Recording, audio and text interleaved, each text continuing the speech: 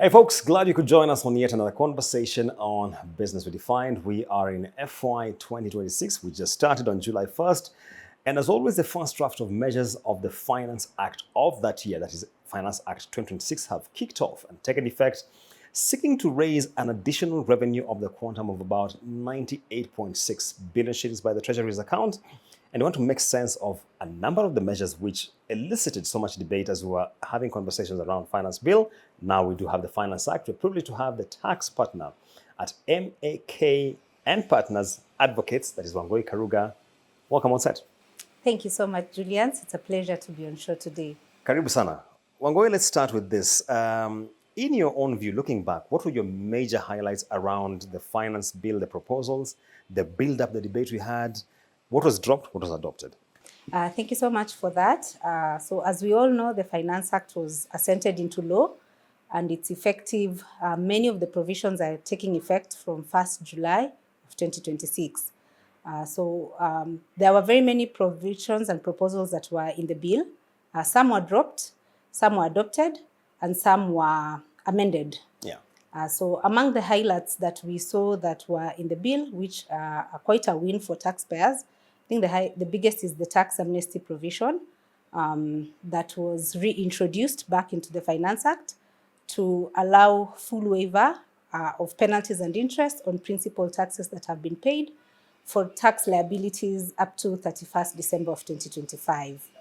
And the tax waiver provision, the tax amnesty provision has a very short window. Only 6 months. Only 6 months, Julian. It expires 31st of December 2026. And as we know in the current law, there are no waiver provisions besides the tax amnesty. But what we noticed is there was also another waiver provision that was reintroduced back that allows the commissioner to waive penalties and interest up to 2 million shillings. And this relates to systems error and system malfunctions. Yeah. So in the absence of those two, we don't have waiver provisions in the law. So we really want most taxpayers who can take advantage of the tax amnesty to take it up in the next 6 months. Again, I think the biggest thing that we saw being dropped was the issue for deemed distribution of dividends, where the commissioner wanted to subject to a deeming provision of companies that had positive retained earnings, and they wanted to collect at least 60% with a withholding tax provision on that. So among the changes that we also see that were dropped, which were very good, which were included in the bill, were provisions around tax dispute processes. So there is this provision that has been proposed to be introduced in various bills now, at least for around 4 or 5 years, around the pay-to-play provision. What we commonly say, pay now, argue later. So that provision requires that if you have a tax dispute and you have lost at the tax appeals tribunal, you are required to pay the principal tax due before you can appeal. This year's bill intended that 100% of the principal tax is paid and then you can appeal. That was really submitted upon at the committee level, and it was dropped. Thankfully. That's a big win, I suppose. The other issue is around counting of days. Last year, it was introduced that when you are counting days to file objections, appeals at the tax appeals tribunal and appeals at the High Court, you are supposed to count calendar days to include weekends and public holidays. Previously, it was to exclude. So it was proposed in the bill that to remove that provision entirely, but it didn't make it to the act. So we are back to status quo, where we only count the weekends and public holidays, calendar days, and not working days. Yes. I think the biggest from the economist perspective that we really hoped to see in the bill, which didn't make it in the bill, neither did it make it in the act, is the issue around employment taxes and reduction of pay rates, and also the increase of the lowest band from 24,000 to 30,000. Yeah. So that we were all really looking forward because of the economic impact and the huge reprieve that it would have, but it didn't make it. But Wangoi, let me hold you there. And one thing you mentioned around the waiver, the second leg of it, which is on the 2 million cap, I'm one of those who really challenged that before the committee. Because my argument was there shouldn't be a ceiling. Because in an era where you're dealing with auto population and people are prone to many system errors, surely why cap it at 2 million? Why not have a blank check where, to the whatever degree you have encountered system challenges, will grant you a waiver? Do you see that as a challenge or as a plus?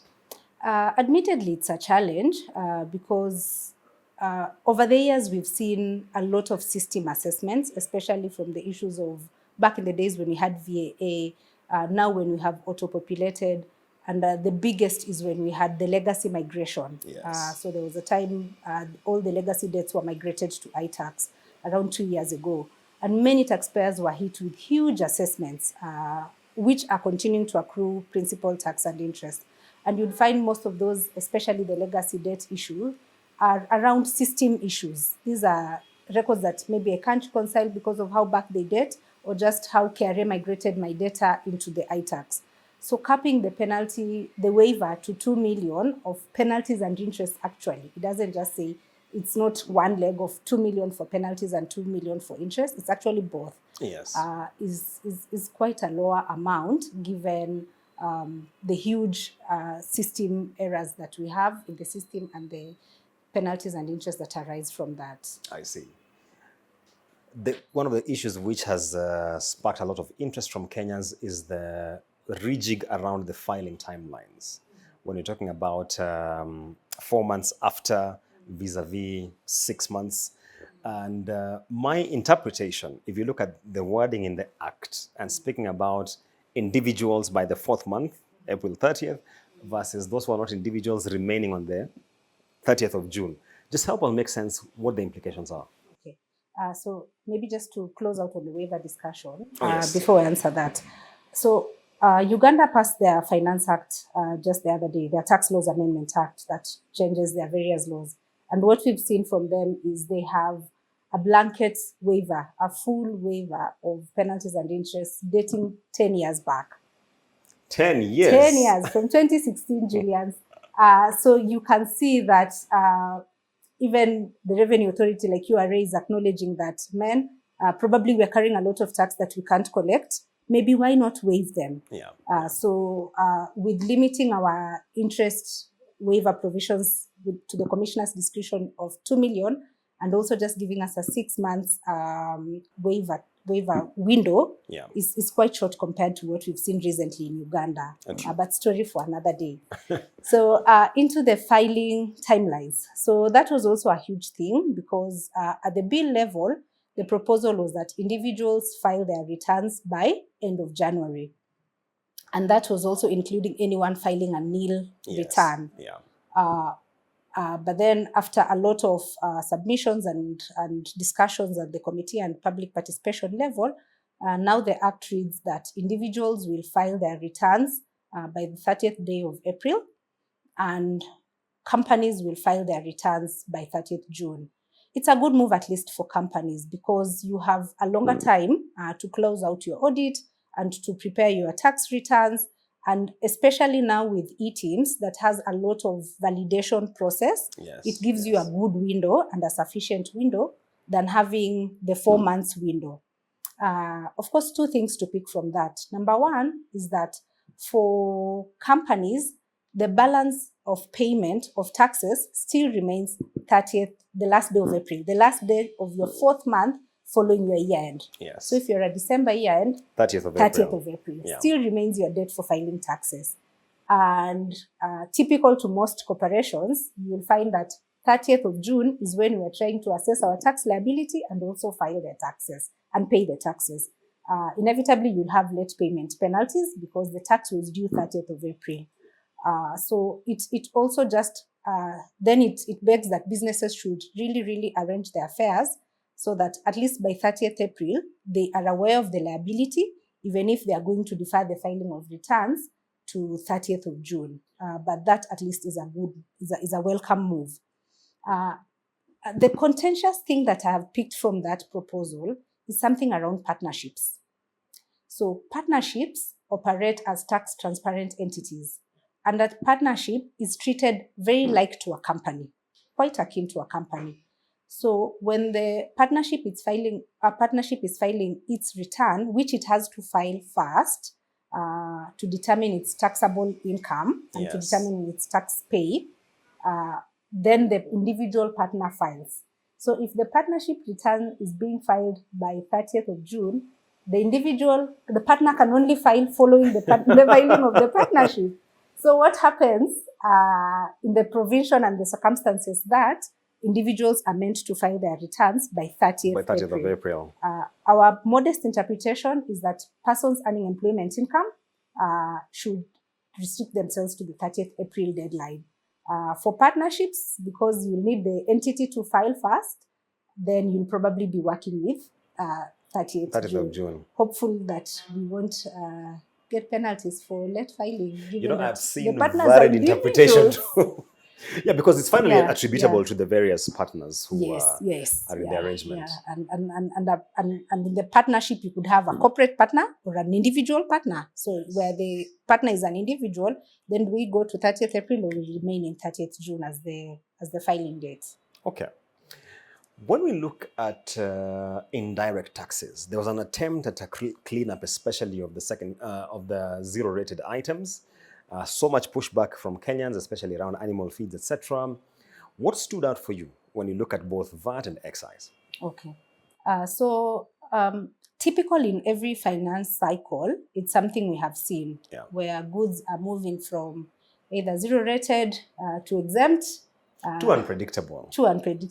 Or exempt to taxable or zero-rated to taxable. Yeah. So that happens every year. And there are some items that we see happening every year. In and out, there's a proposal to move them. So a good example is the green economy, issues around electric vehicles and electric motorbikes, bicycles, and also around lithium batteries. So those are normally exempt. But there was a proposal that they're zero rated, but there was a proposal that they moved to exempt, which didn't go through. So it was a good move. So the many cleanup exercises that had been proposed even by the MTRS, because part of what the MTRS had suggested, the medium-term revenue strategy, is really to reduce the goods that are zero rated. Why so? Because if you're zero rated, then you can fully claim your input or you can get a refund of your input. Yeah. And so that often leads to what the government has been calling tax expenditure. If you are exempt, then the case is that you are restricted from claiming the cost of input. Yeah. So typically that makes the products a bit more expensive. So what we've seen this year is the sectors that have been hardly hit are high investment project sectors. And then we've seen a lot of changes around supplies to various government agencies, that National Police Service, Kenya Defence Forces, and the Defence Forces Welfare.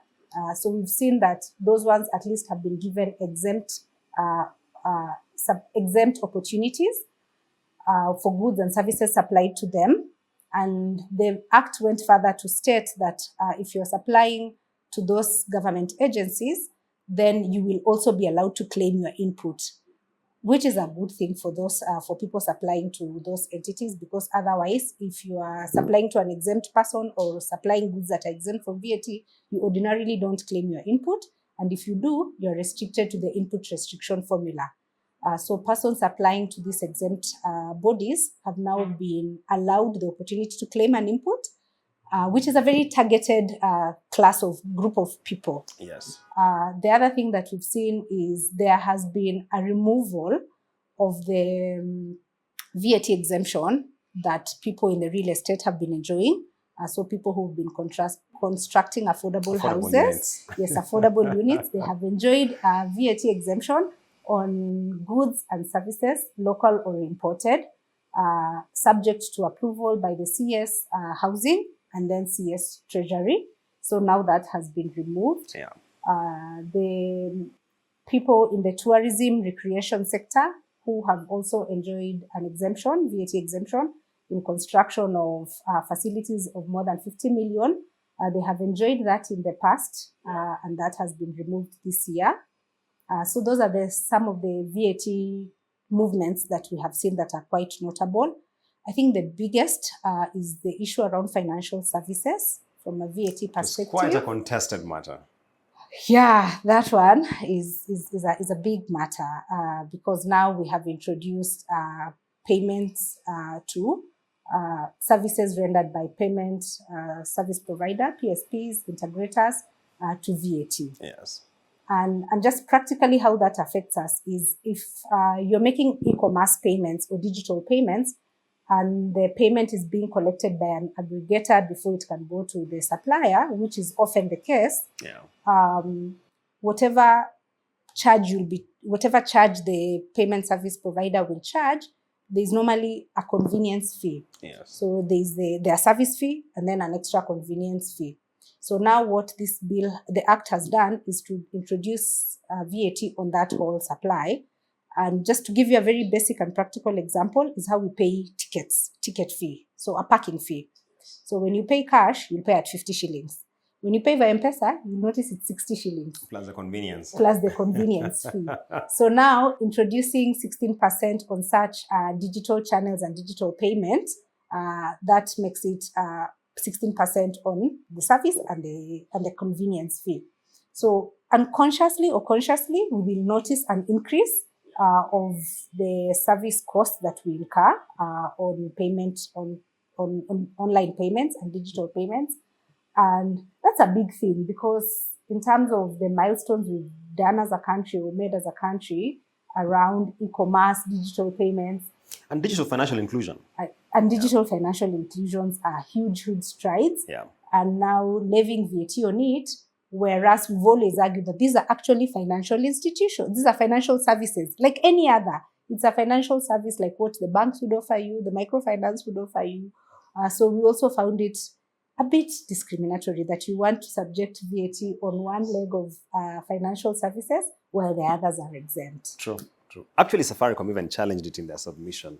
But I mean, that's on the VAT side. On the excise side, there was a lot of debate around mobile telephony and especially the aspect of point of activation finally dropped. But what stood out for you? Okay, so that the issue of mobile phone was a big one. Yeah. And for obvious reasons, because the bill did not provide any manner of regulation of how, of even the bill itself was not very detailed as to how it was going to be implemented. So that was the biggest thing, because you want to subject excise duty at 25% upon activation. So what exactly was this activation debate, I think, is what made it stand out, because we don't know when activation is. Is it when I buy the phone? Am I going to pay it at that point in time? But also what stood out is the issue around local companies manufacturing phones. Because for a local entity manufacturing mobile phones in Kenya, number one, they're exempt from VAT. So the proposal by the bill was that we remove all the other taxes around mobile phones and consolidate. And just consolidate it at the 25. Yeah. So meaning someone who is importing the phone is actually on almost a same level playing field to this person who is manufacturing locally. If you import, you'll claim import duties. Me, because I'm exempt, I can't even claim my input. So it was going to really disadvantage local manufacturers. And also the big thing around just when do we really activate was the biggest issue. I think for me, what else stood out around excise duty? Number one, it's excise duty on bottled water. Bottled water. I've seen a notice from the Revenue Authority. Yes, the notice came out today, and I think that's really a big win for the sector, because it has never been clear where we want to tax water, Yes. at least bottled water, where we won't subject excise duty to bottled water, yet excise duty is considered, A sin tax. a sin tax, Yes. or a luxury tax. And It ceased being in Kenya. I'm sorry. Yeah. So that was big. I think the other big thing that we saw for excise duty was the reduction of the pure spirits. Yes. Yes, the ENA for at least brewers. So we see that for the last 2 years, we've seen a bit of movement there. Previously, it was at around 860 per litre. Last year, it came to 500. and now it's come to, is it 50 per liter? Yeah, so that one really helps people, pharmaceuticals who will use ethanol, people in the cosmetics industry who will use ethanol, and of course people who do alcohol, beer, wines, who also use that kind of ethanol. The other thing that we picked, I think, is imported sugar. That was really Quite a steep yeah, and now excise duty has gone up to 40 from 7 yes. Per kilogram. So that one affects people in the sweet industry. So if you're doing confectionery, if you're doing even wines, and all those things that require imported sugar or sugar, then that's going to be a hit on you. Okay. One of the major things, and I kept on telling my friends in the tax space that if you asked me, Finance Bill and Finance Act 26 was really a tax procedures act, was on the tax procedure side. And I think because of the provisions around pre-populated returns. First of all, where do you think we stand as a country in terms of income and expenses validation? And what did you make of the proposals finally adopted in the Finance Act? Okay. Rightfully put, Julians, this year's Finance Act has really been a tax procedures act. And I think for the first time in a long while, most TPA provisions have always been cleanup provisions, where we are deleting tax administrative processes and provisions from either the Income Tax Act, the VAT Act, or the Excise Duty Act, to now settle it into the TPA, the Tax Procedures Act, which is really the administrative law for taxes. So unlike that, what we saw this year is a raft of new provisions around tax processes and tax filing, and also enforcement measures. So there have been a lot of changes since 2024 with the introduction of e-teams and the introduction of just the Revenue Authority using technology and digital sources to collect tax revenue. So we have seen a lot of that over the years. And of course, the biggest, as we all know, was to couch e-teams in the Income Tax Act and to also couch e-teams in the TPA. Yes. But now what they said is over and above, and this came after a lot of public notices from KRA, where the notices were to the effect that we are going to validate income and expenses subject to information in our custody. And that information includes the withholding tax payments or records that we have within us, the customs data, and any other third-party data. This third-party data that is undisclosed. Yes. So we have seen now that being formally legitimized in law, where the sections of the TPA have been amended to the extent that now the commissioner can use that kind of data, number one, to pre-populate a return for you. And what I picked to the issue of pre-population is they say, based on the information in our custody. For example, now, if you are buying and selling, so you are selling services or goods, and you're also incurring expenses. If you log on to your iTax, the dashboard will show you, these are your sales and these are your purchases. So the Revenue Authority already has that data in store with them. So what they'll do around pre-populating your income tax returns, and the way the provision is worded is sort of, it suggests that it's only income tax return, although VAT is already happening. It's already pre-populated. So that income tax returns will be pre-populated and they shall be issued to you by the last day of January. Correct. So two things. So it first says that once you've received that kind of pre-populated return, you validate it, and then you're given 30 days to respond to the Revenue Authority. Whether you're happy with it, you negotiate with them, then you can proceed to file. So the pre-populated return, it will apply to companies and individuals. So we will have 30 days as an individual to validate the process with the KRA, and also as a company. Of course, the individuals will file by 30th April. Companies, you will still have until 30th June to file it. But what I also picked around the issue of pre-populated returns is the issue of year-ends. You know, it sort of assumes all of us are operating in a December year. I thought as much. Yes. It sort of assumes all of us are operating in a December year-end. Very many companies are June year-ends. So they file their returns by 30th December, which is the last day of the 6th month. We have companies that are October year-end who file their returns by 30th of April when the 6 months lap. So it limiting it to 30th of January, then we sort of miss something for companies that are December year ends. That is number one.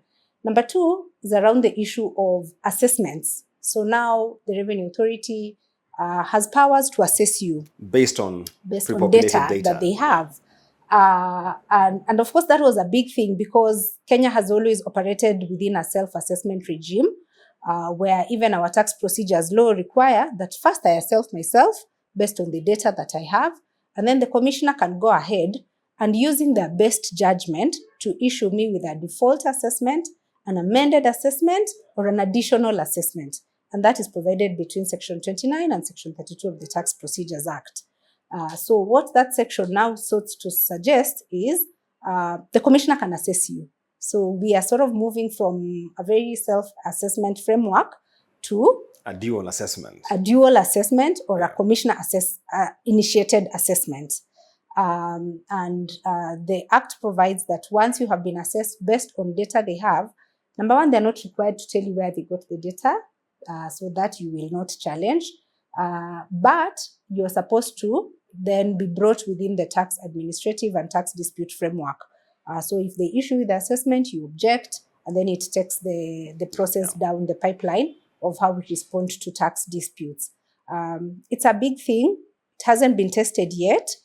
So we, and with all the filing that has just happened, the 30th June filing, where most of the data was actually in KRS custody already, and now they are going to undertake the issue of validation, then maybe we anticipate to see a lot of assessments coming from the validation exercise, and probably that validation exercise will now be tied to this provision for the commissioner assessing you based on data that they have in their custody. And maybe the key thing to focus there on is the filing timelines, which you spoke about earlier, are effective Jan 1st, 2027. So when we start the next year, keep an eye on how your dashboard will be pre-populated, because then we'll be looking at this issue of pre-population. Our time is out. We have to close this conversation ongoing. Finally, how do you assess Finance Act 2026 sits within the context of the medium-term revenue strategy and the national tax policy? There are many of us who feel we are so off the guardrails in terms of national tax policy that being in the last year of implementation metrics, there are so many provisions which should have kicked in. We haven't seen the VAT threshold, the VAT rate, pay bands. The list is endless. Is it all lost? Wow, interesting question. So the medium-term revenue strategy actually lapses this year. The national tax policy is gathering dust. Your words. Anyway, it's what is supposed to guide how we make how we shape the tax policy in the country. And part of what it envisaged is number one, certainty, predictability, consistency of rates, consistency of treatment of a particular sector. But truth be told, we haven't seen any of that. VAT threshold has been a very big one. To be fair, Finance Bill 24 had actually proposed. Attempted. Yes. So we still sit at 5 million. The other day, Uganda doubled theirs to now 8 million. So you can see that we're still where we were. Pay rates, increase the relief. We have been at 24,000 for quite a long while now. And that is something that Kenya Bankers Association and very, very many professionals requested from the government and the committee, that at least increase the relief rates, increase the lower tax band, reduce the PAYE tax rates, which we did not see. What about the top two rates on PAYE? No one seemed to talk much about that. Part of what we were requesting is, and most of us were saying, let's just go back to 30. Let's go back to where 30 was. And then you can play around with the bands in between, so that someone who is earning 80,000 is not being taxed as someone who is earning 500,000. So just play with the bands in between, so that at least there's a bit of equity, so that we are not taxing the lower bands more, but probably just cap it all at 30. So we haven't seen an active efforts towards implementation of the medium-term revenue, and of course the tax policy. Issues around predictability. We always see things that come in and out every Finance Act. Things around betting sector, issues of winnings, withdrawals. Again, this time. It's Yeah, it's back. It's last year it was changed to read one thing, like we are going to apply withholding Yeah. tax on withdrawals. Now we have This year taken we are it back. to winnings. Yes. For a very long time, we've had disputes around what winnings are. Does it exclude the amount wagered or staked? Now it's a broad definition of just what winnings are. They're actually payouts and not net payouts. Yeah. So again, it takes us back to gross payouts, which is something that has been in and out of the bill. In terms of at least movement in VAT rates, excess duty rates, we didn't see a lot because, as we both agree, this was a tax procedures finance act more than wanting to change rates and to introduce new rates. So my response to that is, I think it's a pipeline. It's a pipeline dream to get us to the national tax policy. And now that the medium-term revenue strategies is coming to an end, Yeah. we wait to see what other strategy we'll come up with. Friends, unfortunately, we have to close this conversation at that point with Wangoi Karuga whipping through Finance Act 2026. We understandably couldn't cover everything, but we've touched on the major issues which you need to focus on, including the pre-population of data by the Revenue Authority, the filing timelines which have been rejigged by Finance Act 26, as well as the tax amnesty which took effect on July 1st, and we're encouraging all taxpayers who are affected and eligible to take advantage of the same.